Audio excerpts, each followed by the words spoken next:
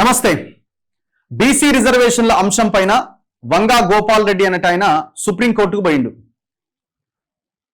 తెలంగాణ రాష్ట్ర ప్రభుత్వం 42% రిజర్వేషన్లు కల్పిస్తూ జీవో 9 తీసుకొచ్చింది. ఈ జీవో గతంలో సుప్రీంకోర్టు ఇందిరా సహానీ కేసులో ఇచ్చిన తీర్పుకు విరుద్ధంగా ఉంది. స్థానిక సంస్థల్లో 50% రిజర్వేషన్లకు మించరాదని, ఎస్సీ ఎస్టీ బీసీ అన్ని రిజర్వేషన్లు కలిపితే 50%కి మించరాదని గతంలో సుప్రీంకోర్టు చెప్పింది. ఆ తీర్పునకు విరుద్ధంగా రాష్ట్ర ప్రభుత్వం ఇక్కడ నిర్ణయం తీసుకుంది జీవో 9 ప్రకారంగా అని వంగా గోపాల్ రెడ్డి అనేట ఆయన సుప్రీంకోర్టుకి వెళ్ళిండు. సుప్రీంకోర్టులో ఆ పిటిషన్ మీద విచారణ జస్ట్ కొద్దిసేపటి క్రితమే కోర్ట్ నెంబర్ 3 ఐటెం నెంబర్ 70 కింద విచారణకు వచ్చింది. విచారణకు వచ్చిన వెంటనే సుప్రీంకోర్టు ధర్మాసనం చాలా స్పష్టంగా చెప్పింది, వంగా గోపాల్ రెడ్డి పిటిషన్ను డిస్మిస్ చేసింది. ఎందుకు డిస్మిస్ చేసింది? ఆల్రెడీ ఈ కేసు హైకోర్టులో ఉన్నది. అక్టోబర్ 8వ తేదీకి, అంటే ఇవాళ ఎంత 6th, రేపు ఎల్లుండి విచారణకు రాబోతున్నది. కోర్టు 8వ తేదీకి వాయిదా వేసిన పరిస్థితి మనం చూసినాం మొన్ననే, 3 రోజుల కింద, వారం రోజుల కింద. సో ఈ పరిస్థితుల్లో మళ్ళీ ఎందుకు మీరు సుప్రీంకోర్టుకు వచ్చారు?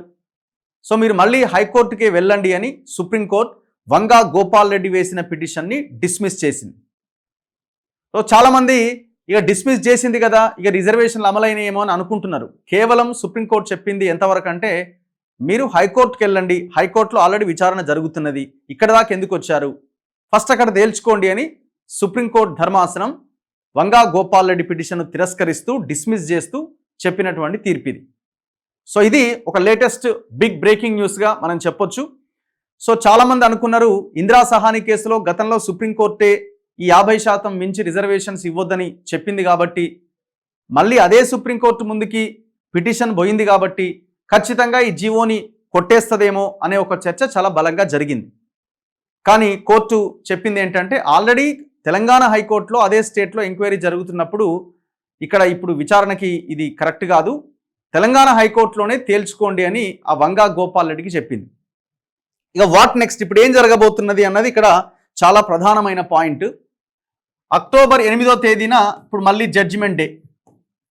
యాక్చువల్లీ ఇవ్వాలేమో అనుకున్నారు, కానీ కాదు. అక్టోబర్ 8న ఏ జడ్జిమెంట్ ఇస్తుంది హైకోర్టు అన్న దాని మీద డిపెండ్ అయి ఉన్నది. సో ఎందుకంటే అక్టోబర్ 8న ఇమీడియట్ నెక్స్ట్ డే అక్టోబర్ 9న నోటిఫికేషన్ రావాలి, అక్టోబర్ 9th నోటిఫికేషన్ రావాలి. సో హైకోర్టు ఇచ్చేటువంటి తీర్పు ఆధారంగా అక్టోబర్ 9వ తేదీన నోటిఫికేషన్ రావడానికి అవకాశం ఉంటుంది.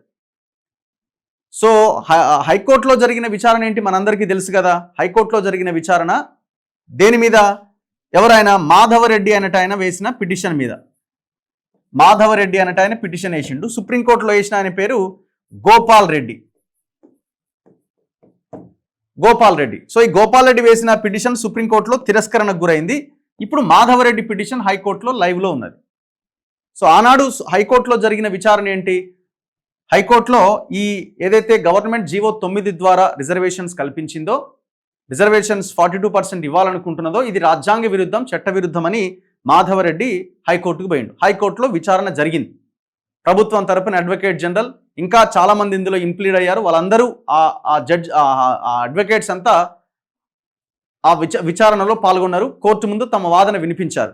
కోర్టు ఒకటే అడిగింది ఆ రోజున కూడా, పంచాయతీరాజ్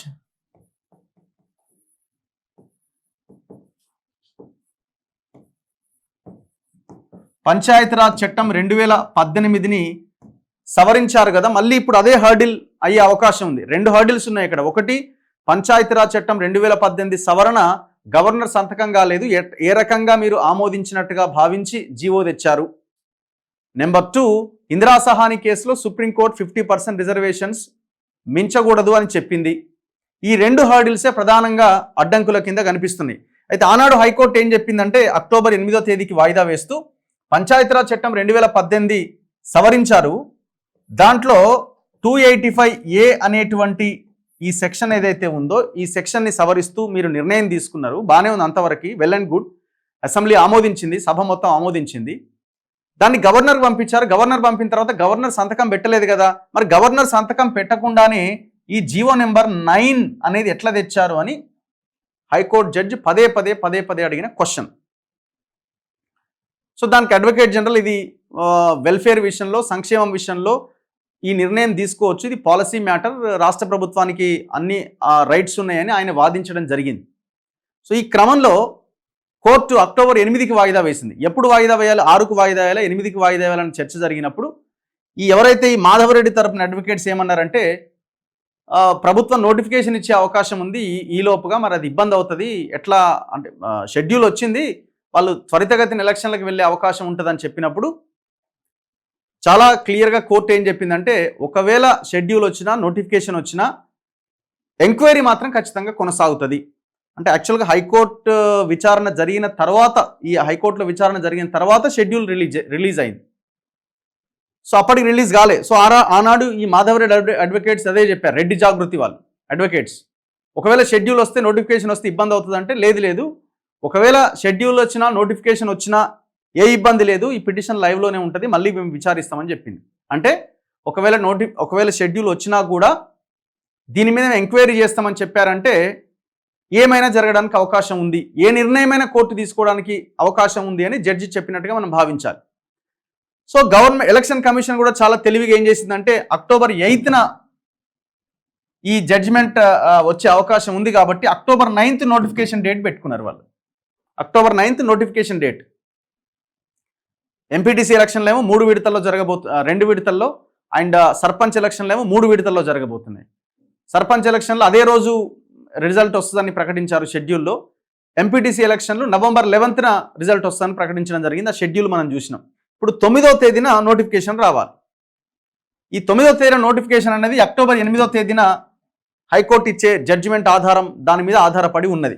అయితే ఈ సుప్రీంకోర్టులో గోపాలరెడ్డి వేసిన పిటిషనే ముందుగా విచారణకు వస్తుంది కాబట్టి ఇవాళనే తేలిపోతుందని అందరూ భావించారు.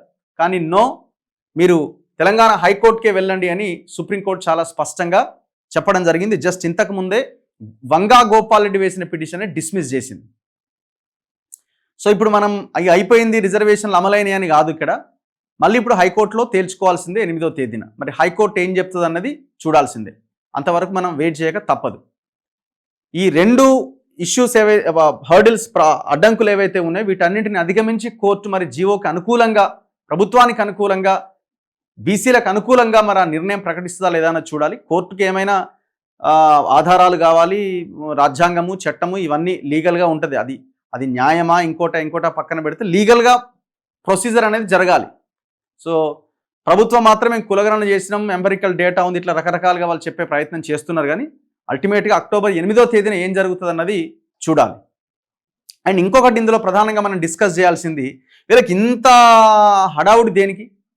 ఇప్పుడు ఈ మాధవరెడ్డి అన్నట్టు ఆయన రెడ్డి జాగృతి లీడరు అసలు జీవో 9 రిలీజ్ కాకముందే పేపర్లలో వార్తలు వచ్చినాయని కోర్టుకు పోయిండు. ఆనాడు హైకోర్టు ఏమన్నది, నువ్వు దేని ప్రకారం వచ్చినావు, ఏం ఆధారాలతో వచ్చినావు అంటే పేపర్లలో వచ్చింది అన్నాడు. పేపర్లలో వస్తే గవర్నమెంట్ డెసిషన్ తీసుకున్న తర్వాత కదా నువ్వు రావాల్సింది. అంటే వీళ్ళు ఎంత ఉత్సాహంగా, ఎంత కుట్రతోటి, ఎంత పగతోటి, ఎంత ఇదితోటి మా పదవులు పోతున్నాయన్న దీంతో వాళ్ళు కోర్టులకు వస్తున్నారు చూడండి. ఇది అయిపోయింది. ఆల్రెడీ కోర్టు అక్టోబర్ 8కి వాయిదా వేసింది హైకోర్టు. ఆడ విచారణ పెండింగ్లోనే ఉన్నది, ఇంకేం కాలే, ఆగొచ్చు కదా. ఇది ఒకవేళ రిజల్ట్ అటు ఇటు అయితే అప్పుడేమన్నా సుప్రీంకోర్టుకి వెళ్ళొచ్చు కదా, ఆగలే. ఇంకో రెడ్డి గారు సుప్రీంకోర్టు తలుపు తట్టింది. ఇప్పుడు ఆయన పిటిషన్ డిస్మిస్ చేసింది.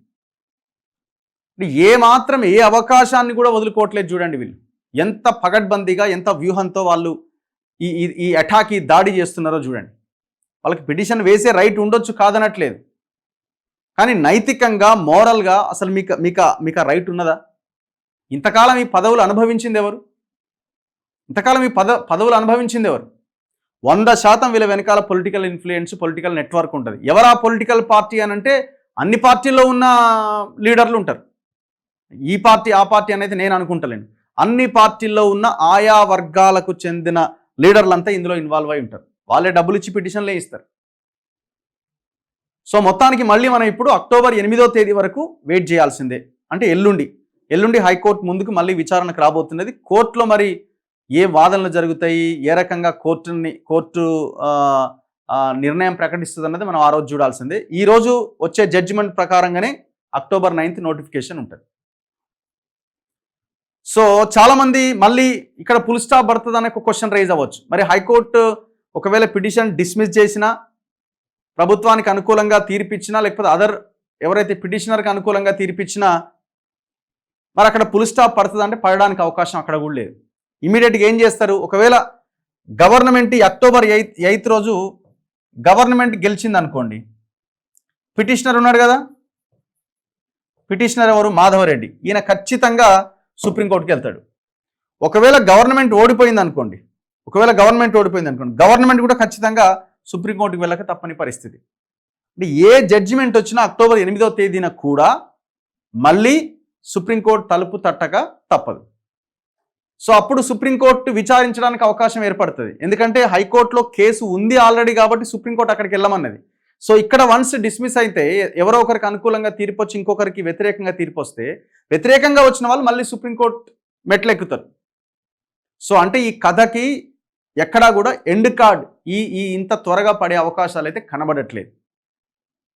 చూడాలి మరి ఏం జరుగుతుంది ఏంటి అన్నది. మరి కొద్ది రోజుల్లో దీనిపైన క్లారిటీ వచ్చే అవకాశం ఉంది. అక్టోబర్ 8తోనే క్లారిటీ వస్తుందని అయితే నేను అనుకుంటలేను. చూస్తూనే ఉండండి మన తొలి వెలుగు.